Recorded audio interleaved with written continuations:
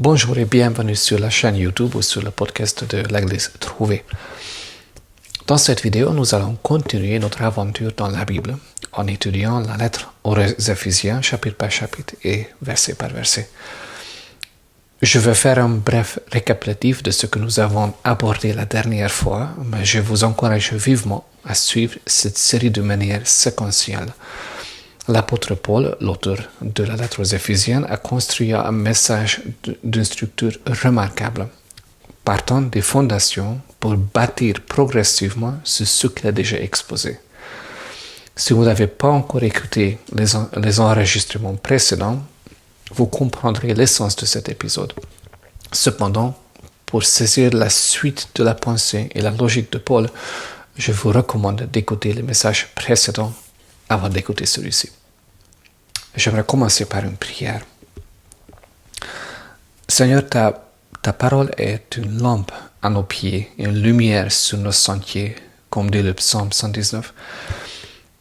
Dans ce monde instable, qu'il a l'apparence de bien gérer d'un moment et tout est de travers une semaine plus tard, nous avons besoin de quelque chose de solide.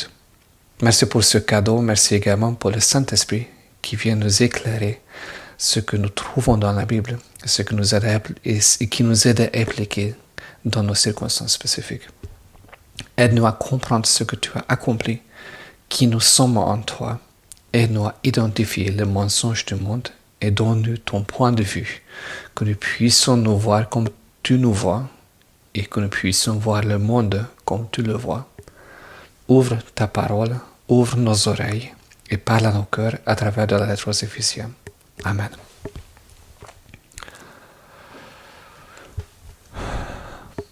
Lors de l'étude précédente, publiée le 27 mars, nous avons examiné le verset 4 à 6 du premier chapitre de l'Épître aux Éphésiens.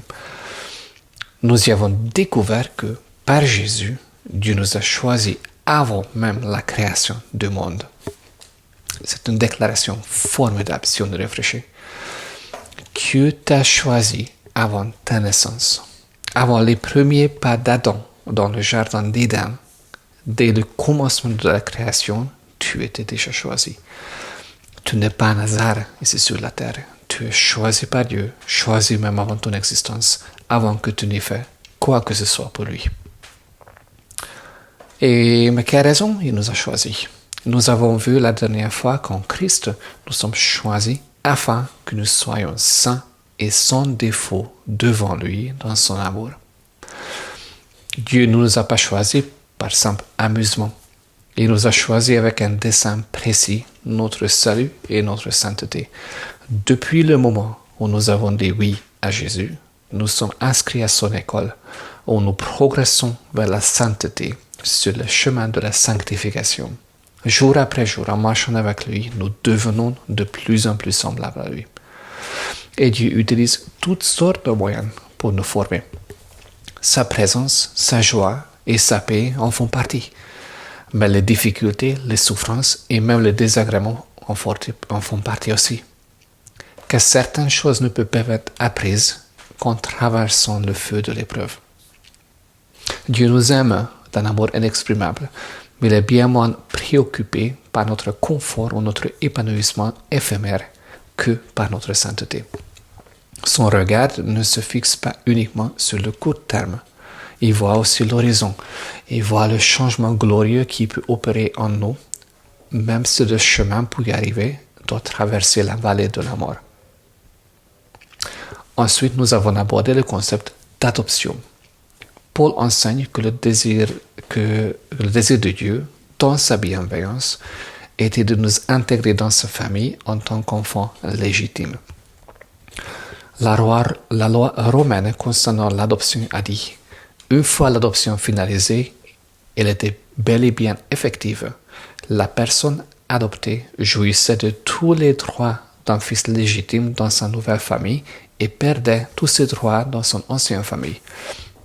Au nom de la loi, elle était une nouvelle personne, tellement nouvelle que même toutes les dettes et obligations connectées à sa famille précédente étaient abolies comme si elles n'avaient jamais existé.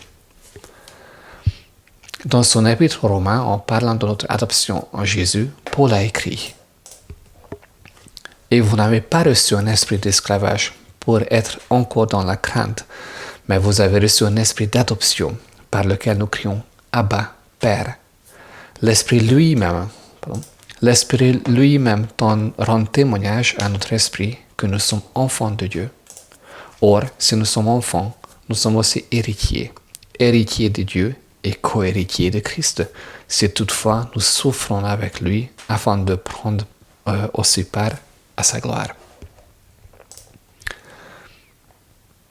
Nous avons donc constaté que tout disciple de Jésus est, par essence, l'enfant adopté de Dieu. Aujourd'hui, nous allons poursuivre notre étude de cet épître et on va reprendre à partir de verset 7.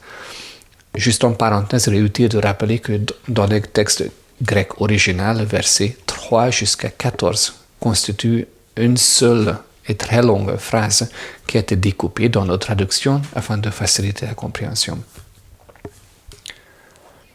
Éphésiens, chapitre 1, verset 7. En lui, par son sang, nous sommes rachetés, pardonnés de nos fautes, conformément à la richesse de sa grâce. Il est nécessaire de regarder ce passage de plus près car il contient un mot qui mérite une explication. C'est le mot « racheter ». Dans d'autres traductions, on peut peut-être trouver le terme « rédemption ». Pour bien saisir ce mot, imaginons la situation suivante. Pour des raisons économiques ou par ignorance ou détresse, une personne se retrouve sans ressources. Elle ne peut plus subvenir à ses besoins essentiels, par exemple. À l'époque juive, quelqu'un dans cette situation, sans aide extérieure, avait peu de choix. Il pouvait se vendre comme esclave. Et il est facile d'imaginer que ce n'était pas une situation optimale. Dans ce contexte, si une personne proche décidait d'intervenir pour aider cet esclave, elle aurait l'opportunité de racheter son ami. En utilisant ses propres moyens, elle pouvait payer la rançon et lui rendre sa liberté. Par cet acte, son proche devenait ainsi son rédempteur. Notre situation devant Dieu était en réalité bien plus grave que la simple condition d'esclavage. C'est ce que Paul va développer plus tard dans le chapitre 2 de Lettre aux Éphésiens, quand il déclare « Quant à vous, vous étiez morts à cause de vos fautes et de vos péchés. »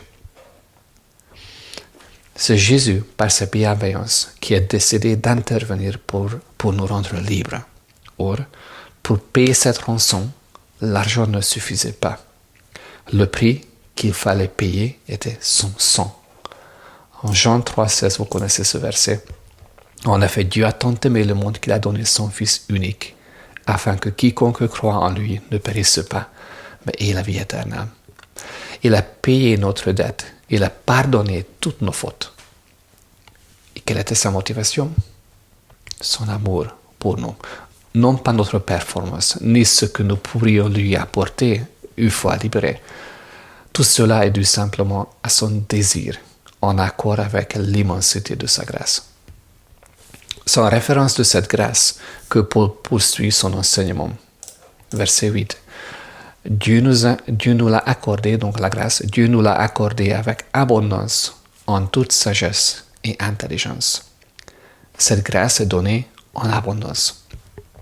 Il est crucial de bien saisir la déclaration de Paul.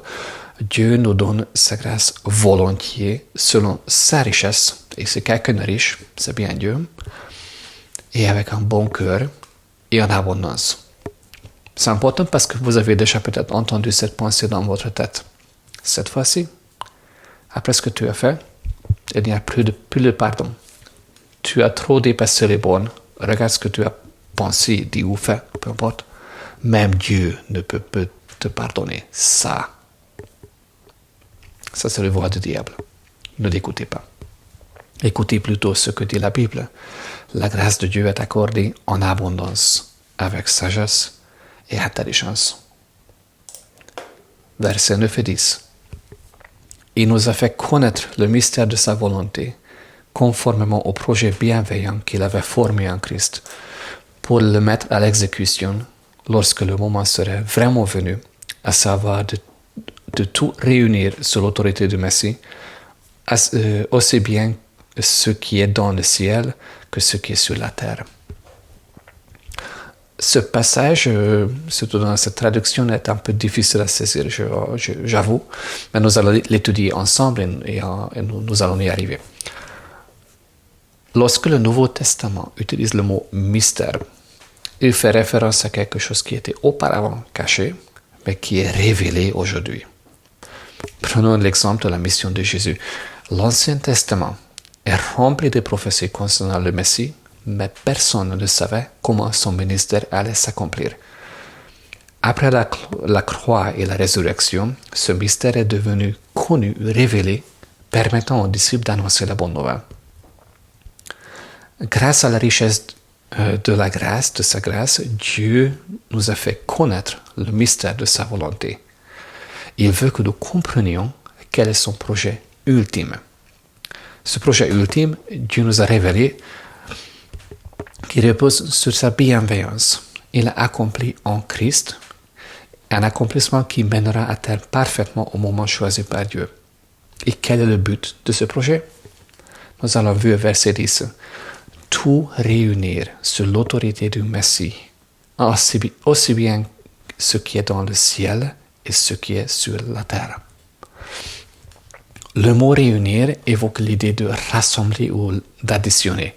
Il a été utilisé pour additionner les chiffres d'une colonne et inscrire le total en haut. L'idée de Paul est que finalement, Dieu fera le compte de tout et que nous sommes en train d'arriver à cette conclusion définitive.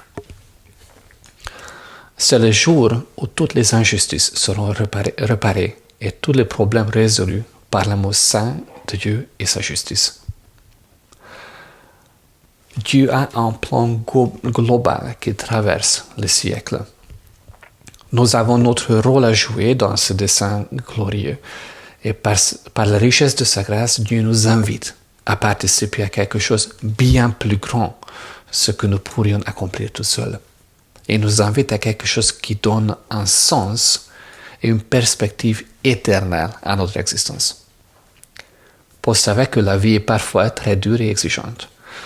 Les devoirs quotidiens peuvent nous accabler au point que nous ne levons plus les yeux et que nous voyons uniquement ce qui se trouve devant notre nez. En marchant avec Jésus, en écoutant sa voix, tu participes à quelque chose de bien plus vaste que la gestion des activités de tes enfants ou des exigences de ton travail, même si ces activités sont très importantes. Paul nous invite à lever les yeux pour contempler le projet global de Dieu et à nous réjouir de pouvoir y participer selon nos moyens en marchant avec Jésus. Versets 11 et 12. En lui, nous avons été désignés comme héritiers, ayant été prédestinés suivant le plan de celui qui met tout en œuvre conformément aux décisions de sa volonté, pour servir à célébrer sa gloire, nous qui avons par avance espéré dans le Messie. Nous avons parlé de notre adoption la dernière fois, mais Paul insiste sur un point essentiel. En tant qu'enfants adoptés de Dieu, nous sommes ses héritiers. Il insiste encore sur le fait que notre adoption n'est pas une nécessité ni une contrainte pour Dieu, mais qu'elle fait partie de son plan. Il a travaillé énormément pour que tu sois son héritier.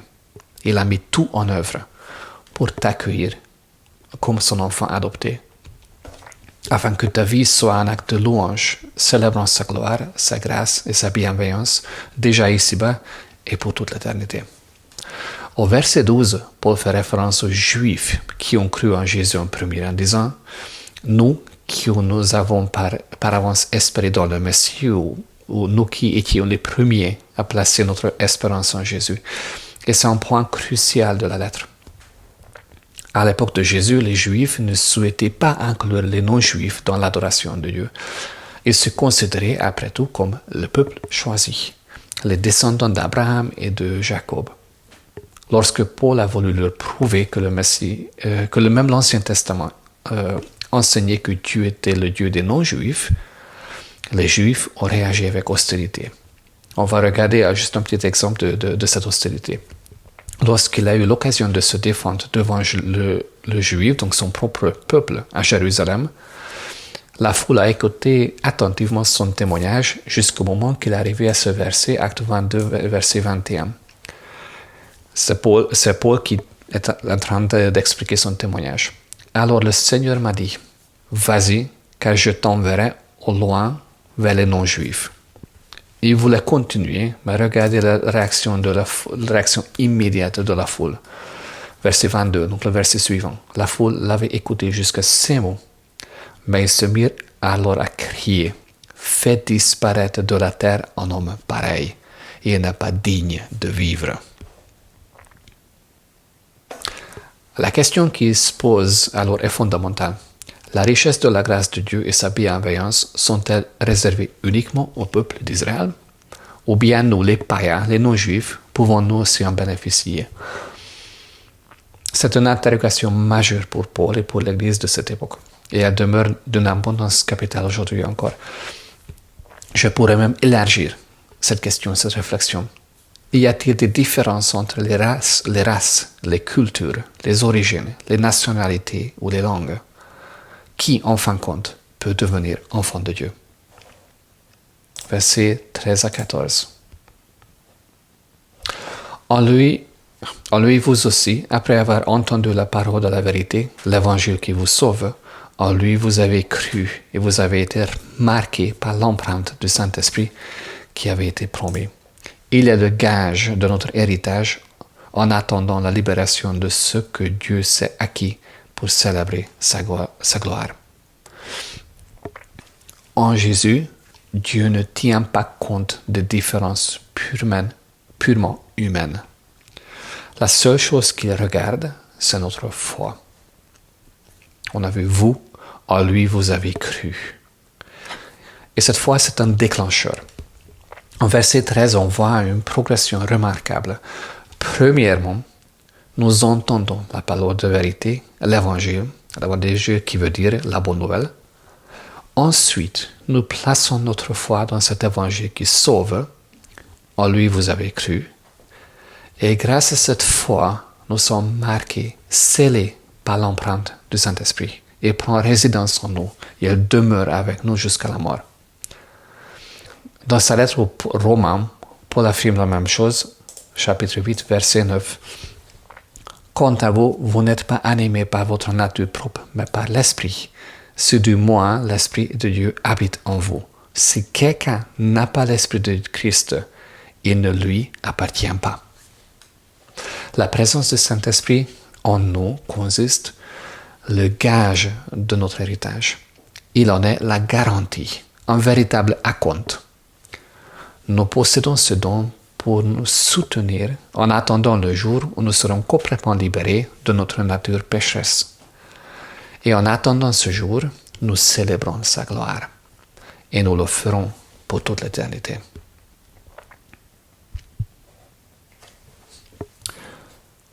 Choisi, sauvé, racheté, adopté, aimé, scellé. Paul cherche ainsi à nous ouvrir les yeux sur notre véritable statut en Jésus. Si nous comprenons qui nous sommes en Jésus, nous devenons invincibles face au monde. Nous pouvons affirmer avec toute confiance, avec les paroles, avec les mots de l'apôtre Paul en Romains chapitre 8. Que dirons-nous donc de plus? Si Dieu est pour nous, qui sera contre nous? Lui qui n'a pas épargné son propre Fils, mais qui l'a donné pour nous tous, comment ne nous accordera-t-il pas aussi tout avec lui? Qui accusera ceux que Dieu a choisis? C'est Dieu qui les déclare justes. Qui les condamnera? Jésus-Christ est mort et bien plus, il est ressuscité. Il est à la droite de Dieu et il intercède pour nous. Qui nous séparera de l'amour de Christ? Serait-ce la détresse, l'angoisse, la persécution, la faim, le dénuement, le danger ou l'épée? De fait, il a écrit, c'est à cause de toi qu'on nous met à mort à longueur de journée, qu'on nous considère comme des brebis destinées à la boucherie. Au contraire, dans tout cela, nous sommes plus que vainqueurs grâce à celui qui nous a aimés.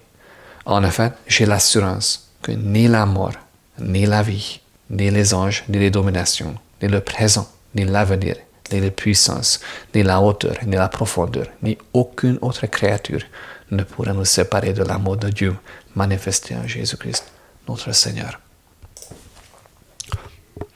Prions. Seigneur, merci pour la lettre aux Éphésiens. Nous avons besoin de nous arrêter et de te contempler. Tout ce que tu fais est magnifique et parfait. Merci de nous avoir choisis, de nous avoir appelés, de nous avoir sauvés, de nous avoir adoptés, de nous avoir scellés. Ce n'est que le début de toutes sortes de bénédictions que tu veux déverser sur nos vies. Mais j'aimerais te particulièrement remercier pour le don de la présence de ton Saint-Esprit dans nos vies. Merci pour ce consolateur qui nous guide jour après jour, qui nous corrige, qui nous apaise, qui nous incite. Aide-nous à être prêts à entendre sa voix douce et de lui obéir. En ton nom. Amen. Merci d'avoir étudié la Bible avec moi. On va continuer l'épître aux Éphésiens dans 2-3 semaines à peu près. Mais si tu as des questions ou si tu aimerais demander de la prière, n'hésite pas à nous contacter par mail à contact@bestroué.fr ou tu peux venir nous rencontrer le dimanche le 24 mai. Notre prochaine grande célébration, ce sera le jour de Pentecôte, après Seigneur l'Orgueilleux. Je te souhaite une belle semaine et on prie pour chacun de vous. Au revoir.